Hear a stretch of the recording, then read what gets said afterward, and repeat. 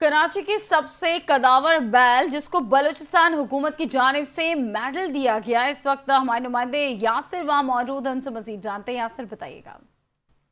जी बिल्कुल, इस वक्त मैं मौजूद हूँ नॉर्थ नाज़िमाबाद में, जहाँ पाकिस्तान का सबसे ऊंचा बेल आया है। ऐसा कहना है बेल के मालिक का, जिसका बेल का कद जो है वो 8 से 9 फीट बताया जा रहा है, जिसको पाकिस्तान भर में अवार्ड भी मिला है मेले में, जिसको वज़ीर आला बलूचिस्तान ने ये अवार्ड दिया है। मेरे बराबर में इसके मालिक मौजूद हैं। इनको 3 साल इस बेल को इन्होंने पाला।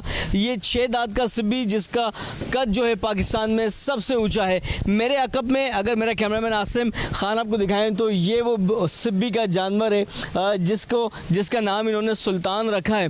और सुल्तान का कद जो है वो इस वक्त सबसे ऊंचा है, जो कि लोगों की तवज्जो का मरकज़ बना हुआ है। लोग दूर दूर से आके इसको देख रहे हैं, इसको प्यार कर रहे हैं, जबकि यहाँ पे जो छोटे छोटे बच्चे हैं वो मुसलसल अपने सुल्तान के पास मौजूद हैं, उसको प्यार कर रहे हैं, उसको खाना खिला रहे हैं। जी।